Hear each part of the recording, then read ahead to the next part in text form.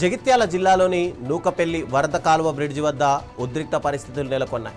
రైతులకు మద్దతు తెలిపేందుకు వెళ్లిన మాజీ ఎమ్మెల్సీ బీఆర్ఎస్ ప్రధాన కార్యదర్శి జీవన్ రెడ్డిని పోలీసులు మల్యాల మండల ఎక్స్ రోడ్ దగ్గర అడ్డుకొని అదుపులోకి తీసుకున్నారు.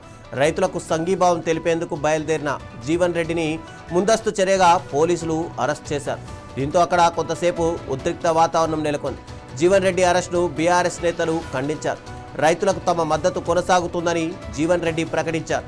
ఎలాంటి అవాంఛనీయ ఘటనలు జరగకుండా పోలీసులు భారీ బందోబస్తు ఏర్పాటు చేశారు.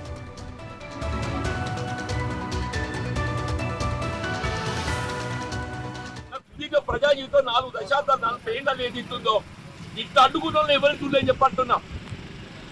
40 ఏళ్ళలో నా సుదీర్ఘ ప్రజా జీవితం 4 దశాబ్దాలలో ఏదిస్తున్నదో 2 రోడ్డు మీద అడ్డుకోనేది అవుతుందో ఇలా రహదా ఆటం కల్పించేట పోలీసు వ్యవస్థను చూడలేని చెప్పంటున్నాం.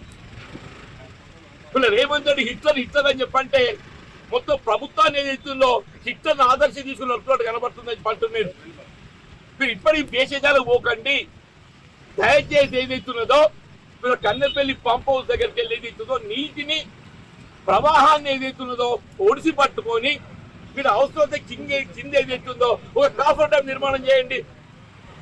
ఇప్పుడు అదే పోలవరం ప్రాజెక్ట్ ఏదైతున్నదో చంద్రబాబు నాయుడు గారు కింద కాఫర్ డ్యామ్ నిర్మాణం చేసి ఆయన నీటిని ఏదైతుందో ఎత్తిపోసుకుంటుండు.